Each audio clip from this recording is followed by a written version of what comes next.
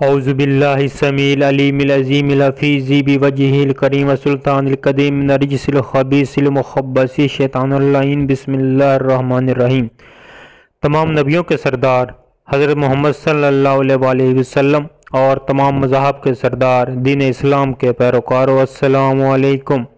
آپ پر برکتیں اور رحمتیں ہوں۔ ہم اقرار کرتے ہیں کہ اللہ کے سوا کوئی معبود نہیں، وہی خالق حقیقی ہے، اور ہم اقرار کرتے ہیں کہ محمد صلی اللہ علیہ وآلہ وسلم اللہ کے آخری نبی اور رسول ہیں۔ آپ کے بعد کوئی نبی یا رسول نہیں آئے گا۔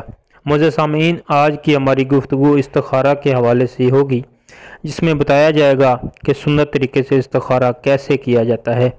مزید تفصیل میں جانے سے قبل آپ سے التماس ہے، ہمارے چینل وظائف الصالحین کو سبسکرائب کریں، ویڈیو کو لائک اور شیئر کریں۔ سب سے پہلے میں آپ کو استخارے کا معنی اور مطلب بتانا ضروری سمجھوں گا کہ استخارے کا مطلب کیا ہوتا ہے۔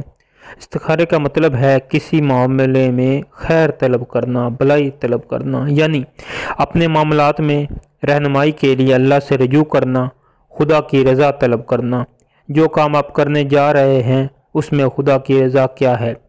استخارہ حدیث سے ثابت ہے۔ حضور اقدس صلی اللہ علیہ وآلہ وسلم صحابہ اکرام کو استخارہ کی تعلیم دیا کرتے تھے۔ حضرت جابر بن عبداللہ بیان فرماتے ہیں کہ حضور اقدس صلی اللہ علیہ وسلم نے فرمایا، جب تم میں سے کوئی شخص کسی کام کا ارادہ کرے تو اس کو چاہیے فرض نماز کے علاوہ 2 رکعت نماز نفل پڑھے۔ ترمذی شریف کی روایت ہے، حضرت جابر بن عبداللہ بیان کرتے ہیں کہ حضور اقدس صلی اللہ علیہ وسلم صحابہ کرام کو استخارہ کی اسی طرح تعلیم دیا کرتے تھے جس طرح قرآن کی سورتوں کی دیتے۔ مشکات شریف کی حدیث ہے کہ حضور اقدس صلی اللہ علیہ وسلم نے فرمایا، جس کو سعد بن وقاص نے نقل کیا ہے، کہ انسان کی سعادت اور نیک بختی یہ ہے کہ اپنے کاموں میں استخارہ کرے، بدبختی یہ ہے کہ استخارہ کو چھوڑ دے۔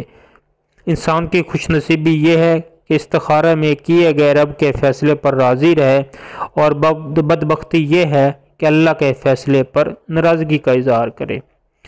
حضور اقدس صلی اللہ علیہ وسلم کا ارشاد پاک ہے کہ جو شخص اپنے معاملات میں استخارہ کرتا ہے کبھی ناکام نہیں ہوتا۔ اب میں آپ کی نظر استخارہ کا سنت طریقہ کرتا ہوں کہ سنت کے مطابق استخارہ کا سیدھا اور آسان طریقہ کیا ہے۔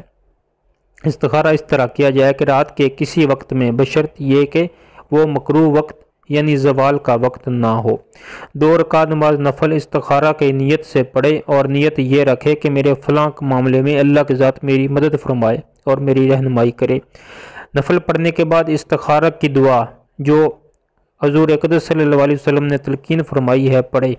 کوشش کریں یہ دعا جو ہے 3 بار پڑھیں یا پھر 7 بار پڑھیں۔ دعا آپ کو سکرین پر نظر آ رہی ہے، یہ بخاری اور ترمذی شریف میں ہے۔ خیال یہ رہے کہ جب حاصل امر پر پہنچیں تو آپ نے اپنی حاجت بیان کرنی ہے۔ یہاں آپ کو سکرین پر بھی نظر آ رہا ہے کہ 2 جگہ اپنی حاجت کا آپ نے ذکر کرنا ہے اس دعا میں۔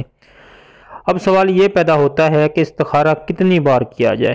استخارہ کے لیے بہتر یہ ہے کہ 3 سے 7 دن پابندی سے کریں، تاکہ کسی قسم کا شک یا وہم باقی نہ رہے۔ حضرت انس رضی اللہ تعالیٰ عنہ سے روایت ہے کہ حضور اقدس صلی اللہ علیہ وسلم نے مجھ سے فرمایا، جب تم کسی چیز کا ارادہ کرو تو اس کے بارے میں 7 بار اللہ سے رائے طلب کرو، اس کے بعد نتیجہ دیکھو، جو تمہارے دل میں اللہ کی طرف سے ڈالا جائے اس کو اختیار کرو۔